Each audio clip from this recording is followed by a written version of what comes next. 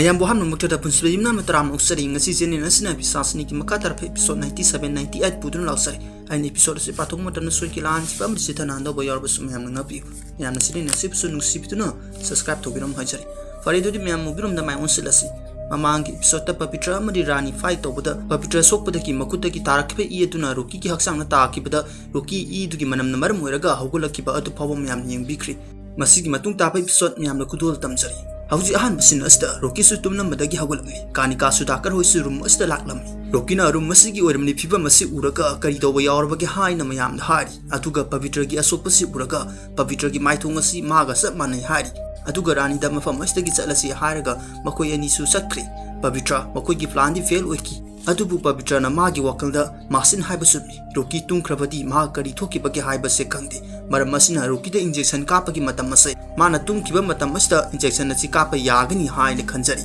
mathangge yuda babuji asi thabak torambadagi masa asi tutharakli sudakarna mapabu ngapi duna fazana phamthali matam aduda pavitra tumina mayamgi sana ba purakli aduga piri pavitra na mapa sudakar pibda sudakar na sana basi saw haiba yadre sudakar na somnadi numinini sure maha karimta sarak thalak tapa mana sadraga aina kamdong na saga doribano aduna aisu saba ngamloi babuji na sudakar imo somnadi akhang kanbini adu bunang na karimta sada thakna leiragadi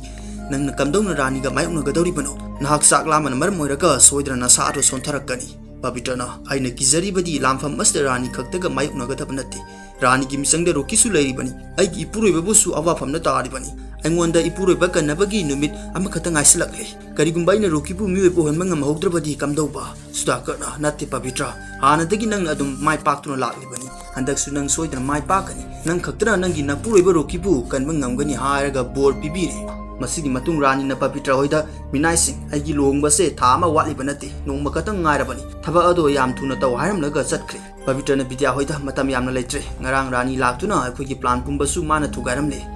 somdana sekhana babli da rani na akhoi gi plan ase thugairakani khaluta bani aduga imasu wal manung deleri masu dia su khutpase yago dori bani ima bu lauthong na bigi lambi su akhoi da amata leite hari sudakar na kanika si somna si wal manung da karsu tawduna leiri haibasi khangbra haina hangni kanika na maha karsu tawduna lei hari somdana bidyana babi akhoi yoji roki da attack toba yagadra pavitra na akhoi na roki da attack torabadi rani roki gi misang da soidana lerakani kamdong na roki da attack toba ngamgadori bano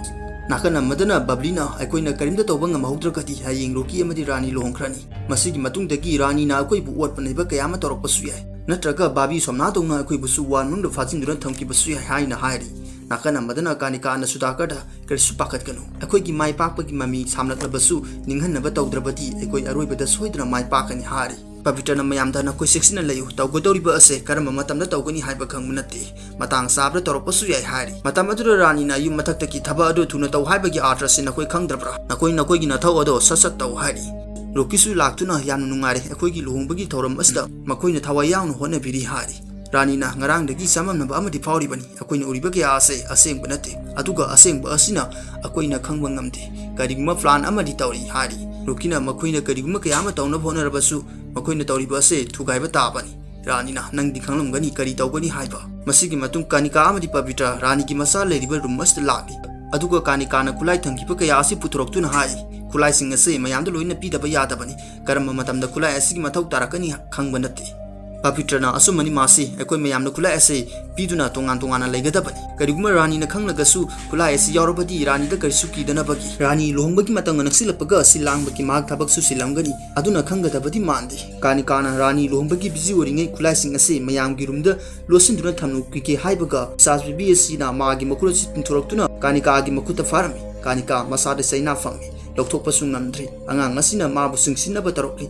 asumna tawriba asida pavitra na uraduna pisas bibi asida nangi maski khud ase thadu u hari pavitra ki konjin asita abda angang asina kanglami hana pavitra na naksum isai sakhi haiba mastagi khud ase thadurokli kanika magi mukuda khujina khotki bagi mami tari pavitra angang asida ngakna yingdron leiri kanika na karino tawriba sibo angang asida nang haibaga angang asina aibu thadu pirakle pavitra na masigi maramda kona khanarasi lakadoriba lampam asigi ekoi sem sadaba yarum masigi numidang asi lampam amadi soidna leirani hari asumna makoi tawgadaba kayagi khusukulai amadi rokibu fanbada sangba polam sing asi mapam sana losinduna thamli pavitra na thang sing asi losinduna thamli matamaduda kanika asi yamna wan lagli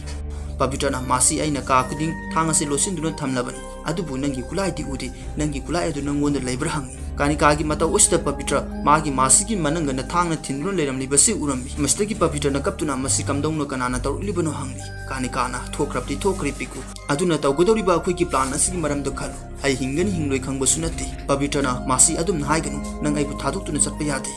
नंग सोइतन कनगनी कानिकाना पिकु अगी दमक करी सुखनगनु plan the माइ ओनसिलु नंग सुखंग लिबा नत्रा plan असि कमदौनो तौगनी हाइबा अखोइना पामलिबा असि the खोंग थांजिनदुना माइ पाक्तबा यादबनी अदुना पिकु नाहक अइंगोंदा हायु नाहक plan असि निंगसिंगलिको प्लान असि द नाहक करी तौगनी हाइबा खंगेको हाइना हंजन हंजन हंगी असुमना वरी सानरिबा असि रोकिना थोंगी मरमदगी लोना येंगद्रो लेरी अदुगा मागी खुदोब असि असंगबा मसु ओहेलगली मतमदुदा पवित्र की खुदोब असि सु असंगबा मसु गांथरोकली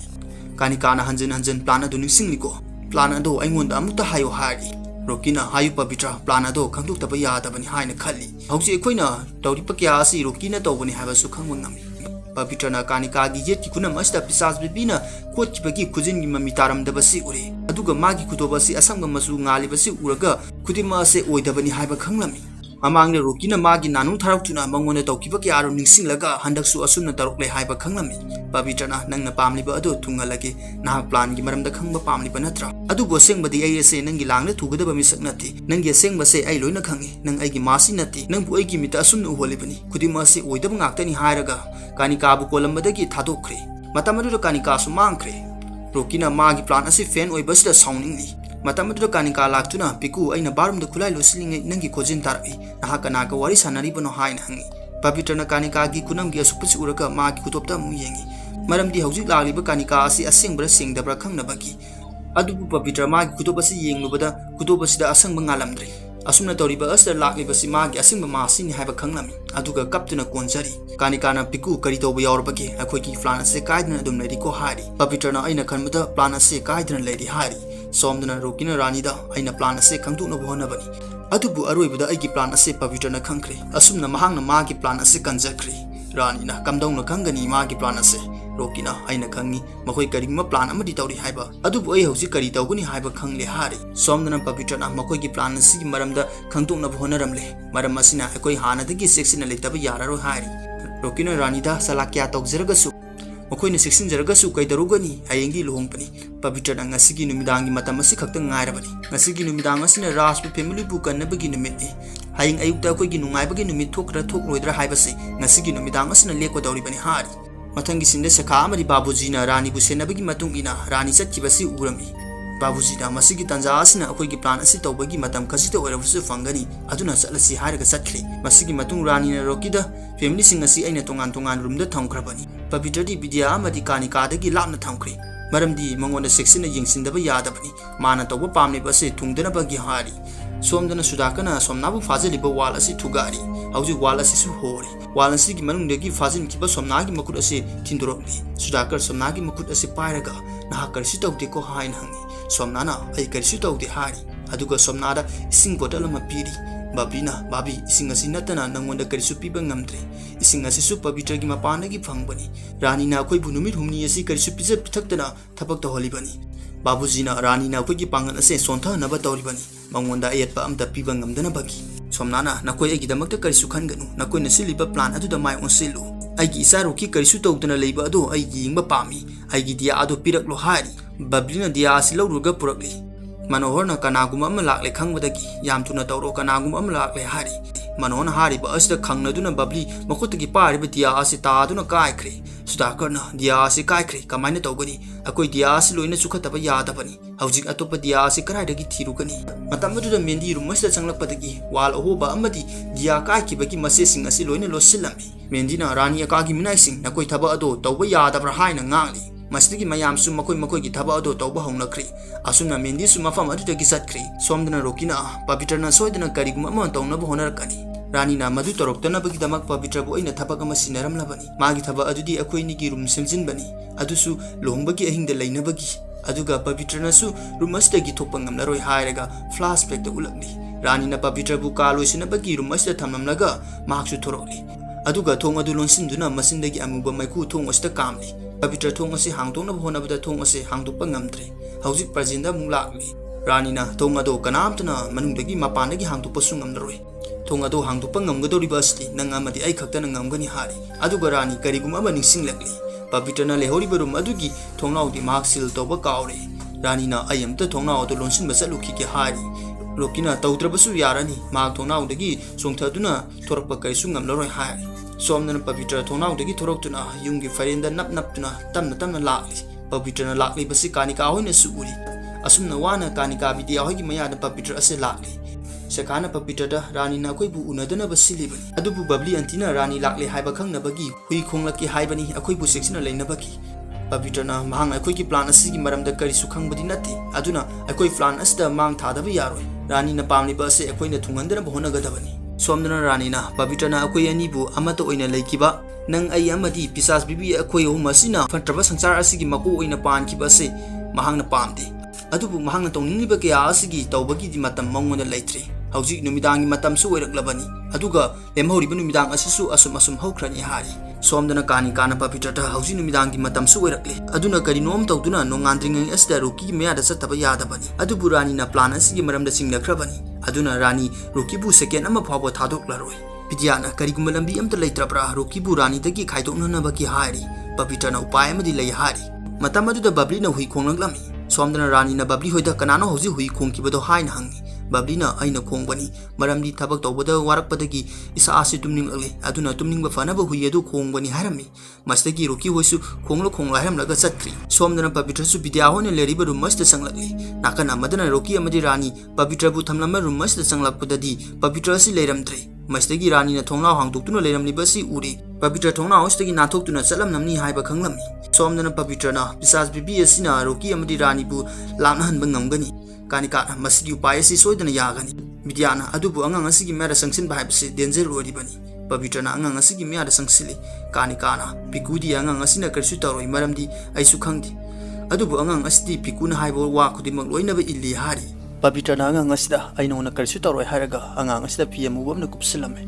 Hauji rani amadi rokisu bidyahone leriba room asida sanglakpada magi masa asi leramdaba thengnarami adudagi magi masa adu karaide leikrabage haina chili Rani na thonglao lo yenglakpada kanikana magi masa asi puduna chatkiba si urami Rani na sauduna nang naigi sabu puduna chatlaba ngasi dinangi yaroiba oirabani nasak haina lauri aduga rokida nang mafam asda leiram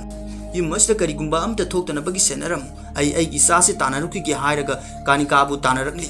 aduga kanika da angang adu puduna karaida chatlibano hairi kanika na saji onthokutuna sienkhri Rani su kanika gi matungda tanarakni somdana Pavitra na hauji rani asi matam kharadi roki dagi lapna thamlani haina sonjari matam du roki asi Pavitra gi manakta laktuna na karai de salubagi haina Pavitra da hangni Pavitra na ai kai susatena mafam asda dum lei hari roki na ngai ki mamang na mafam asda lakpada nangdi mafam asda leiramti Pavitra na aina wasmung sangningai do oiramgani nakoina di aina sakadaba lambi pumalo na batingjali baduni aduna ai karai de salugadori pano Rokina masina tranangi plan ase rani yamadi ai tongan lehenbagi nahangna rani yamadi ai lohongba pamdi adubu nahang kaurabra lohongba asidi haying rani magi masa adu haying yaudringaida nangi mastegi loba ngamloi khalibara na rani yamadi ai gi lohongba thingba ngamloi aduga ai amadi rani fataba sangsa aspanbada nahangna thingba su ngamloi hairi Pavitra na ngamloi daruga su honabadi aidana honaba haibasina kona mai pakli baduni hari aduga episode asisu matang asta loisile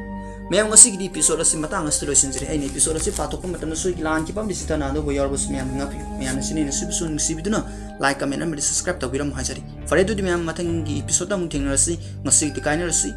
bye bye